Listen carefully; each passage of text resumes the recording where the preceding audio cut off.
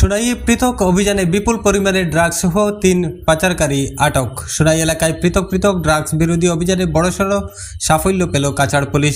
মাদকদ্রব্য পাচার এখন সাধারণ হয়ে উঠেছে। বরাক উপত্যকাকে করিডোর হিসাবে ব্যবহার করে পার্শ্ববর্তী রাজ্য মিজোরাম, ত্রিপুরা ও মণিপুর হয়ে মায়ানমার থেকে গাঁজা, ইয়াবা ট্যাবলেট, হেরোইন, ব্রাউন সুগার ইত্যাদি পাচার ক্রমশ বেড়ে চলেছে।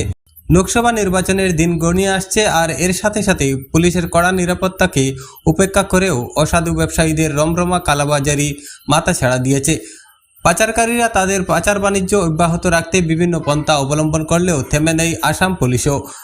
পাচার বাণিজ্যে বিশেষ করে একই সম্প্রদায়ের যুবকরা বেশিরভাগ ব্যবসায় জড়িত বলে লক্ষণীয়। এতে সামাজিকভাবে এসব অবৈধ ব্যবসায়ী ও পাচারকারীদের বহিষ্কার করতে ইতিমধ্যে বিভিন্ন সংগঠন আত্মপ্রকাশ করেছে।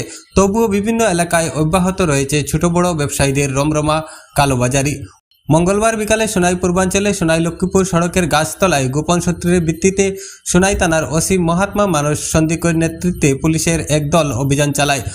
পুলিশ টার্গেট মতো AS11W9984 নম্বরের স্কুটিতে তল্লাশি চালিয়ে 25টি সাবানের বাক্সে 300 গ্রাম সন্দেহজনক হেরোইন বাজেয়াপ্ত করে।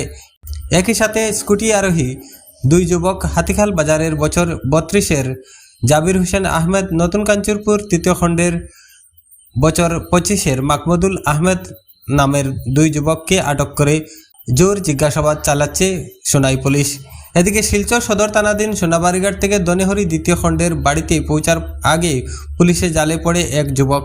তার নাম শাহিদ হোসেন বড়বুইয়া। শাহিদ সোমবার সন্ধ্যায় সোনাবাড়িঘাট থেকে AS11W1700 নম্বরের বাইক নিয়ে বাড়িতে রওনা দেয়। গোপন সূত্রের ভিত্তিতে রাঙ্গিরখাড়ি পুলিশ শাহিদের পিছু ধাওয়া করে আটক করে।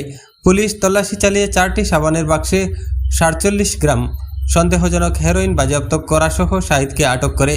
বর্তমানে শাহিদ পুলিশের হেফাজতে রয়েছে এবং তাকে আটকে রেখে টানা জিজ্ঞাসাবাদ চালাচ্ছে শিলচর সদর পুলিশ।